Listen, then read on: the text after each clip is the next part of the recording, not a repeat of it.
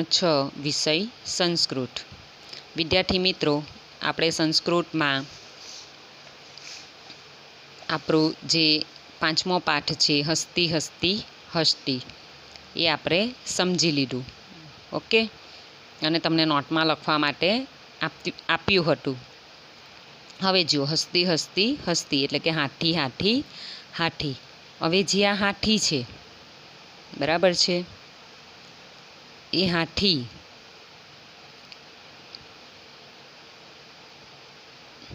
એ કેવું પ્રાણી છે? તો આપણે આ કવિતામાં જોયું કે હાથી છે એ જે સર્જનહાર છે, બરાબર। સર્જન કોણ કરે છે? તો ભગવાન। આપણું પણ સર્જન કોણે કર્યું છે? ભગવાને જ કર્યું છે। તો એ સર્જનહાર છે, તેનું એક દિવ્ય અવલૌકિક આ સૃષ્ટિમાં એનું સર્જન છે, બરાબર છે। તો આ કવિતામાં હાથી વિશે શું કહ્યું છે? તો હાથી એ વિશાળકાય પ્રાણી છે। હાથી એ સરસ મજાની એને એક કેળ જેવી સૂંઢ છે હાથીની, બરાબર। સૂંઢને કેવી કહી છે? કેળ જેવી। પછી એના જે પગ છે એને થાંભલા જેવા કહ્યા છે। એના જે કાન છે એ સુપડાના આકારના છે। એના 2 સફેદ લાંબા દાંત છે, બરાબર છે। દંતસુર કહેવામાં આવે છે જેને। પછી એનું જે પેટ છે એને ઘડા જેવું કહ્યું છે કે જે સૌને આકર્ષે, બરાબર ને, કે હાથી છે આટલો મોટો છે, એનું પેટ આટલું મોટું છે, અને તેને ઊંચો અને કડાવર એનું શરીર છે, મોટું શરીર છે, બરાબર છે ને। અને એનું પૂંછડું કેવું છે? નાનું, તુચ્છ પૂંછડી છે। અને એનું જે આ શરીર છે તે પહાડ જેવું છે। અને પહાડ જેવા શરીરમાં એની આંખ કેવી છે? તો સરસવ જેવી નાની આંખો છે, જે વિચિત્ર લાગે કે શરીર આટલું મોટું છે તો એની આંખ તો મોટી જ હોવી જોઈએ ને। અને આ બળવાન હાથી એ કોઈની પણ આજ્ઞા માનતો નથી। લોકો હાથીથી ડરી જાય છે, પરંતુ આ હાથી છે એ માત્ર ને માત્ર જે એનો મહાવત છે મહાવતથી જ એ ડરે છે।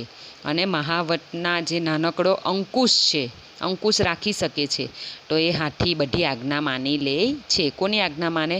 તો અતિશય બળવાન હાથી મહાવતના નાનકડા અંકુશથી ભયભીત થઈને તેની બધી આજ્ઞાઓ માની લે છે। ઓકે, તે એ આપણે જોયું। તો હવે આજે આપણે સ્વાધ્યાય પોથીમાં જોશું। તો પ્રશ્ન 1, નીચેના દરેક પ્રશ્નના ઉત્તર માટે આપેલા વિકલ્પોમાંથી સાચો વિકલ્પ શોધીને તેના ક્રમ અક્ષર પ્રશ્નની સામે આપેલા બોક્સમાં લખો। નંબર 1, હાથીની સૂંઢ કેવી છે? તો કેવી છે? ડી, કેળ જેવી। હાથીના પગ કોના જેવા છે? તો હાથીના પગ કોના જેવા છે? ઓપ્શન 4 આપવામાં આવેલા છે, તો કોના જેવા છે? થાંભલા જેવા, ઝાડના સ્થૂળ થડ જેવા, કેળ જેવા કે ઊંચા ને વિશાળ? તો આવશે એ, થાંભલા જેવા। હાથીના કાન કેવા છે? તો આવશે બી, સુપડા જેવા। હાથીના દંતસૂળ કેવા છે? તો એના દાંત કેવા છે? ધોળા અને લાંબા, મજબૂત ખીલા જેવા, ઊંચા અને મોટા કે સફેદ અને ટૂંકા? તો શું આવશે? હાથીના દંતસૂળ ધોળા અને લાંબા છે, એ આવશે। હાથીનું પેટ કેવું છે? એ, દરિયા જેવું, બી, વિશાળ, સી, મોટા વાસણ જેવું કે ડી, ઘડાના આકારનું? તો શું આવશે? ડી, ઘડાના આકારનું। નંબર 6, હાથીનું શરીર કેવું છે? તો હાથીનું શરીર કેવું છે? ઊંચું અને કડાવર, બી, પાતળું, સી, અલ્પ અને તુચ્છ, અને ડી, અત્યંત વિચિત્ર? તો આવશે એ, ઊંચું અને કડાવર। નંબર 7, હાથીનું પૂંછડું કેવું છે? તો હાથીનું પૂંછડું કેવું છે? એ, લાંબુ, બી, જાડું, સી, નાનકડું અને તુચ્છ, અને ડી, પહોળું અને પાતળું? તો આવશે સી, નાનકડું અને તુચ્છ। નંબર 8, હાથીના કડાવર શરીરમાં તેની આંખો કેવી છે? ચમકદાર, સરસવ જેવી ઝીણી, મોટી અને આકર્ષક? તો શું આવશે? બી, સરસવ જેવી ઝીણી। નંબર 9, હાથી કોનાથી ડરે છે? એ, વાઘથી, બી, સિંહથી, સી, મહાવતથી, અને ડી, મહાવતના અંકુશથી? તો આવશે ડી, મહાવતના અંકુશથી ડરે છે। નંબર 10, હસ્તીનઃ શુંડા કીદૃશી? બરાબર છે। હાથીની સૂંઢ કોના જેવી છે? તો એ, સ્તંભ સમાના, બી, શૂર્પાકારઃ, સી, કદલી સદૃશી, અને ડી, પર્વત સદૃશી? શું પૂછ્યું છે? સૂંઢ। તો સૂંઢ કેવી છે? કેળ જેવી છે, બરાબર। કદલી સદૃશી આવશે સી જવાબ। Number 11, હસ્તીનઃ પાદાઃ can સમાનાઃ? હાથીના પગ કોના સમાન છે? એ કડલી સમાનાહ, બી સ્તંભ સમાનાહ, સી ભાંડાકારમ, ડી સુર્પાકારો. તો આવશે બી સ્તંભ સમાનાહ. સ્તંભ સમાન છે, થાંભલા જેવા છે. નંબર 12, હસ્તિનઃ પુચ્છમ કીદૃશમ? એ સુર્પાકારમ, બી દીર્ઘમ, સી અલ્પમ તુચ્છમ ચ અને ડી વિચિત્રમ. તો હાથીનું પૂંછડું કેવું છે? તો અલ્પમ તુચ્છમ, નાનકડું અને તુચ્છ.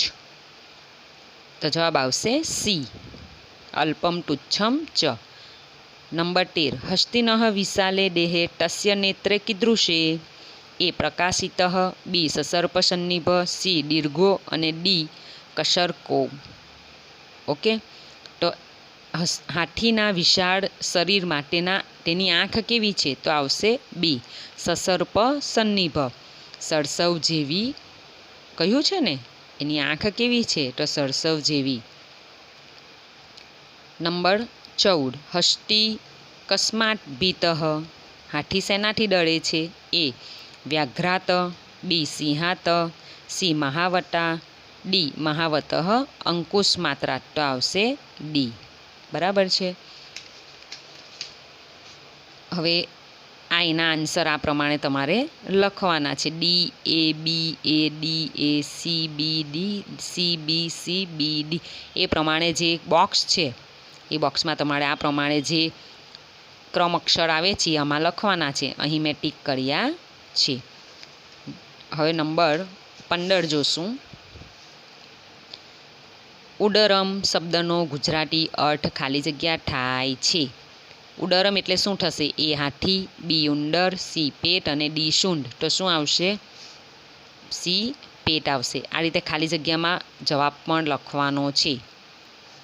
નંબર 16, કડલી શબ્દનો શો અર્થ થાય છે?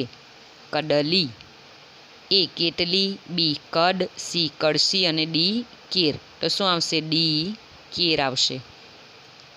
નંબર 17, હસ્તિનઃ દંતો ખાલી જગ્યા સ્ટહ? એ કડલી સદૃશો, બી ઢવલો દીર્ઘો ચ, સી સ્તંભ સમાના અને ડી દીર્ઘો. તો શું આવશે? ઢવલો દીર્ઘો ચ. બરાબર છે. હાથીના દાંત કેવા છે? સફેદ અને લાંબા. નંબર 18, હસ્તિનઃ શરીરમ ખાલી જગ્યા ચ અષ્ટિ? એનું શરીર કેવું છે? પર્વત સદૃશે, સસર્ભ સન્નિભ, ઉન્નત બૃહટ અને અતિ બલવાન. તો આવશે સી આવશે ઉન્નત બૃહટ. નંબર 19, હસ્તિનઃ કર્ણો ખાલી જગ્યા સ્તઃ? એના કાન કેવા છે? દીર્ઘો, શૂર્પાકારો, પર્વત સદૃશે કે સ્તંભ સમાનો? તો આવશે શૂર્પાકારો. નંબર 20, કહ દિવ્યા દેવી સૃષ્ટિ અસ્તિ? એ સિંહ, બી વ્યાઘ્ર, સી શશક અને ડી હસ્તી. તો આવશે ડી હસ્તી. તો આ પ્રમાણે તમારે બોક્સમાં એનો ક્રમ અક્ષર લખવાનો છે. C D B, C B D. Okay, ચાલો. ત્યાર પછી છે પ્રશ્ન 2.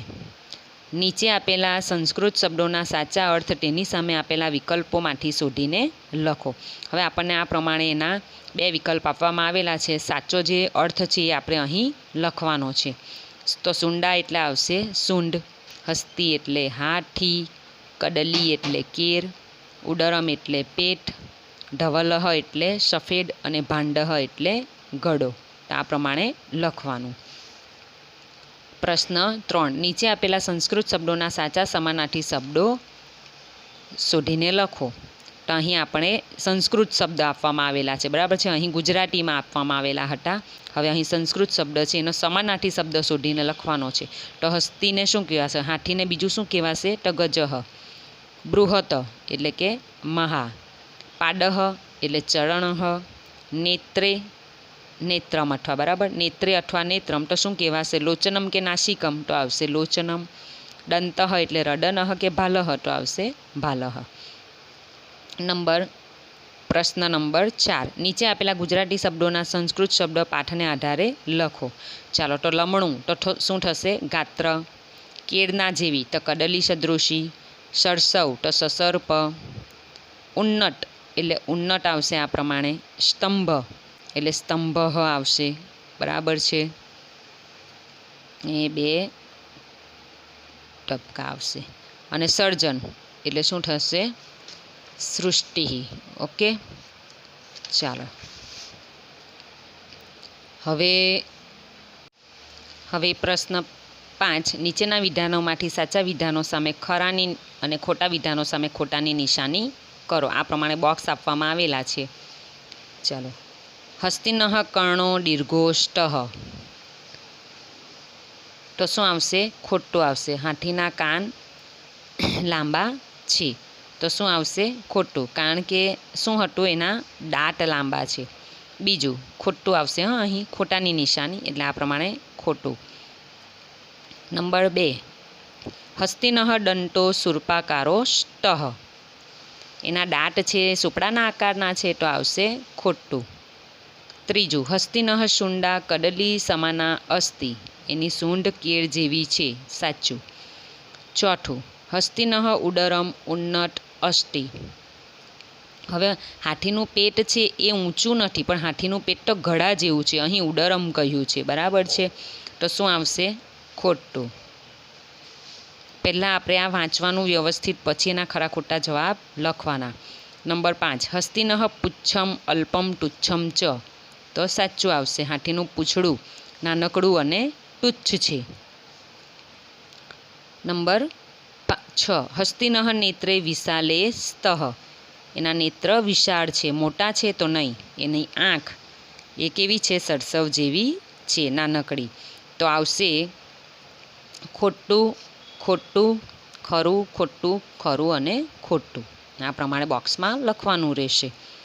પ્રશ્ન 6, નીચેના અવિભાગ અને આ વિભાગના વાક્યાંશોને યોગ્ય રીતે જોડો. ચાલો, અવિભાગમાં જે વાક્ય આપવામાં આવેલા છે તેને આઈને સામે જે આ વિભાગમાં આપેલા છે જવાબ, તેની સાથે જોડવાના છે. હસ્તી હસ્તી હસ્તી, તો શું આવશે? દિવ્યા દેવી સૃષ્ટિ. અલ્પમ તુચ્છમ પુચ્છમ, બરાબર છે, તો શું આવશે? અહો અહો વિચિત્રમ. ત્રીજું, કથમ અતિ બલવાન એષઃ, તો આવશે અંકુશ માત્રાત ભીતઃ. તો આ પ્રમાણે તમારે લખવાનું છે. હસ્તી હસ્તી હસ્તી દિવ્યા દેવી સૃષ્ટિ. અલ્પમ, નંબર 2, અલ્પમ તુચ્છમ પુચ્છમ અહો અહો વિચિત્રમ. ત્રીજું, કથમ અતિ બલવાન એષઃ અંકુશ માત્રાત ભીતઃ. ઓકે, આ પ્રમાણે અને આ વાક્યો જે છે તેને જોડવાના રહેશે. પ્રશ્ન 7, નીચેના દરેક પ્રશ્નનો ઉત્તર એક વાક્યમાં ગુજરાતીમાં લખો. ચાલો, હવે અહીં આપણે ગુજરાતીમાં સવાલ જવાબ આપવામાં આવેલા છે. હાથીનો રંગ કેવો છે? તો હાથીનો રંગ રાખોડી છે. નંબર 2, હાથીની સૂંઢની સરખામણી કોની સાથે કરવામાં આવી છે? તો હાથીની સૂંઢની સરખામણી કેળ સાથે કરવામાં આવી છે. નંબર 3, હાથી ચાલતી વખતે શરીરનું કયું અંગ હલાવતો રહે છે? જવાબ એનો, હાથી ચાલતી વખતે શરીરની સૂંઢ હલાવતો રહે છે, બરાબર છે, સૂંઢ હલાવે છે. નંબર 4, હાથીના કાનની સરખામણી કોની સાથે કરી છે? જવાબ, હાથીના કાનની સરખામણી સુપડા સાથે કરી છે. કાન સુપડા જેવા કહ્યા છે ને, એટલે એની સરખામણી કોની સાથે કરી છે? તો સુપડા સાથે. નંબર 5, અંકુશ માત્રા ભીતઃ હસ્તિમાં, અંકુશ એટલે શું? તો જુઓ, અંકુશ માત્રા ભીતઃ હસ્તિમાં, અંકુશ એટલે હાથીને હાંકવાનું લોઢાનું એક સાધન, જેનાથી હાથી ડરે છે. આપણે એને અંકુશ જ કહીએ છીએ. શું આવે? અંકુશ એટલે શું થશે? હાથીને હાંકવાનું લોઢાનું એક સાધન. શેનું? લોઢાનું, બરાબર છે. ત્યાર પછી આખું લખવાનું રહેશે. અંકુશ માત્રા ભીતઃ હસ્તિમાં, અંકુશ એટલે અહીં આવશે અંકુશ. પહેલાં લખવાનું અંકુશ માત્રા ભીતઃ હસ્તિમાં, અંકુશ એટલે હાથીને હાંકવાનું લોઢાનું એક સાધન, જેનાથી હાથી ડરે છે. નંબર 6, હાથીના પગ કેવા છે? તો હાથીના પગ થાંભલા જેવા છે. કોના જેવા છે? થાંભલા જેવા. નંબર 7, હાથી કુદરતનું કેવું સર્જન છે? તો હાથી કુદરતનું અદ્ભુત અને અલૌકિક સર્જન છે. પાછળ પ્રશ્ન 8, નીચે આપેલી કાવ્ય પંક્તિઓ સુવાચ્ય અક્ષરોમાં લખો. અહીં તમારે સરસ અક્ષરે લખવાનું છે, સારા અક્ષરે લખવાનું છે. બરાબર છે. તો જો હસ્તી હસ્તી હસ્તી આ પ્રમાણે લખ્યું. દિવ્યા દેવી સૃષ્ટિ. નંબર 3, કદલી સદૃશી શુંડા. નંબર 4, સ્તંભ સમાનાહ પાદાહ. નંબર 5, સુર્પાકારો કર્ણો. નંબર 6, ઢવલો દીર્ઘો દંતો. ઓકે, ચાલો હવે જુઓ પ્રવૃત્તિઓ છે. પ્રવૃત્તિઓ એમાં જુઓ. નંબર 1, ઢમક ઢમક આટા હાથી, અપની સૂંઢ હિલાતા હાથી. શિક્ષક આ હિન્દી કાવ્યનું સસ્વર ગાન કરશે અને વિદ્યાર્થીઓ અભિનય સાથે અનુગાન કરશે. આપણે ઓફલાઈન ક્લાસ હોતે તો આપણે આ અભિનય કરતે. ઢમક ઢમક આટા હાથી, બરાબર છે, એ તમારી કવિતા જ હતી હશે. બરાબર છે ને? એ તમે બધા ભણી જ ગયા છો. અને પ્રશ્ન 2 છે, હાથીનું ચિત્ર દોરો, તેમાં હાથીના જુદા જુદા અંગો દર્શાવી તેના નામ લખો. આપણે પ્રશ્ન 1 કરતા નથી, એ તમે જાતે ઘરે કરી શકો અભિનય. બરાબર, ઢમક ઢમક આટા હાથી એટલે એક્શન કરવાની હોય છે એ કવિતા પર. હવે અહીં આપણે બીજો પ્રશ્ન કરીશું. તો અહીં તમારે શું કરવાનું છે? તમને ખાલી જગ્યા આપવામાં આવેલી છે, તો આ પ્રમાણે હાથીનું ચિત્ર દોરવાનું છે અને તેના જે અંગો છે અને તેના અંગો દર્શાવવાના છે આ પ્રમાણે. બરાબર છે. તમને મેં ચોપડીમાં, સંસ્કૃતની ચોપડીમાં કહ્યું હતું કે પ્રશ્ન 2, સ્વાધ્યાયમાં જે પ્રશ્ન 2 છે, બરાબર છે, આ પ્રશ્ન 2 કહ્યું હતું કે સ્વાધ્યાય પોથીમાં આપણને આપવામાં આવેલું છે એટલે આપણે ડબલ વાર કરતા નથી. તો તમારે ચોપડીમાંથી આ પ્રમાણે હાથી દોરી દેવાનો અને ત્યાર પછી એની પૂંછડી છે તો અહીં લખવાનું પુચ્છમ, ઉદરમ, આ પેટ છે. બરાબર, પછી છે એની આંખ તો નેત્રમ, કાન છે તો કર્ણો, દાંત છે તો દંતો, આ સૂંઢ છે તો શુંડા અને પગ છે તો પાદાહ. બરાબર, એ પ્રમાણે તમારે લખવાનું છે. અને આ પ્રમાણે હાથીના જુદા જુદા અંગો અને તેના નામ, અંગોના નામ લખવાના છે. બરાબર છે. તો કદલી સદૃશી શુંડા, તો કેર જેવી શું છે એની સૂંઢ. શુંડા એટલે સૂંઢ થશે, સૂંઢ લખવાનું છે. બરાબર. સ્તંભ સમાનાહ પાદાહ, થાંભલા જેવા પગો. શૂર્પાકારો કર્ણો, સુપડા આકારના 2 કાન. ધવલો દીર્ઘો દંતો, લાંબા ઢોળા 2 દંતશૂર. અલ્પમ તુચ્છમ પુચ્છમ એટલે કે નાનકડું પૂંછડું. બરાબર છે. આપણને આટલી લીટી આપવામાં આવેલી છે એટલે આપણે આ પ્રમાણે લખ્યું છે. જુદા જુદા અંગોના નામ જ ફક્ત લખી શકાય, પરંતુ અહીં આપણે કદલી સદૃશી શુંડા એ પણ લખ્યું છે. ફક્ત શુંડા લખતે તો પણ ચાલતે, પણ આ પ્રમાણે લખ્યું છે કારણ કે આપણને યાદ રહે કે કેળ જેવી સૂંઢ, થાંભલા જેવા પગો, સુપડા આકારના 2 કાન, લાંબા ઢોળા 2 દંતશૂર અને નાનકડું પૂંછડું. નાનકડું અને તુચ્છ અહીં આવશે અને તુચ્છ. બરાબર છે. ત્યાર પછી છે પ્રશ્ન 3, તમારા સંસ્કૃત શિક્ષક સાથે પ્રાણી સંગ્રહાલયની મુલાકાતે જાઓ અને જુદા જુદા પ્રાણીઓના નામ તમારી નોંધપોથીમાં લખો. શિક્ષકની સહાયતાથી તે પ્રાણીઓના સંસ્કૃત નામ લખો અને શુદ્ધ ઉચ્ચારણ સાથે બોલો. જુદા જુદા પ્રાણીઓના સંસ્કૃત નામ. તો અહીં મેં સંસ્કૃત અને ગુજરાતીમાં બંનેમાં લખ્યું છે. સિંહ એટલે સિંહ, વ્યાઘ્ર વાઘ, વરાહ એટલે ભૂંડ અથવા સુવર્ણ, વાનરહ વાંદરો, ભલ્લુક રીંછ, મહિષ ભેંસ, શૃગાલહ શિયાળ, બિડાલહ બિલાડી, વૃકહ એટલે વરુ, અજહ એટલે બકડી, હરિણ એટલે હરણ, ગજહ એટલે હાથી, અશ્વહ એટલે ઘોડો, વૃષભ એટલે બરડ, સારમેયહ એટલે કૂતરો, ઘેનુ એટલે ગાય, ઉસ્ત્ર એટલે ઊંટ, ગડર્ભ એટલે ગધેડું, ચિત્રકહ એટલે ચિત્તો, મેષહ એટલે ઘેટું, ગંડક એટલે ગેંડો અને શશકહ, અહીં ક આવશે, શશકહ એટલે સસલું. તો આ નામ પણ તમારે લખવાના છે. તો વિદ્યાર્થી મિત્રો, તમારે આજે તમારું લેસન શું રહેશે? તો સ્વાધ્યાય પોથીમાં પાઠ 5 હસ્તી હસ્તી હસ્તી એના આ વિકલ્પ લખવાના રહેશે. બરાબર છે. પાછળના વિકલ્પ લખવાના રહેશે. પ્રશ્ન 2,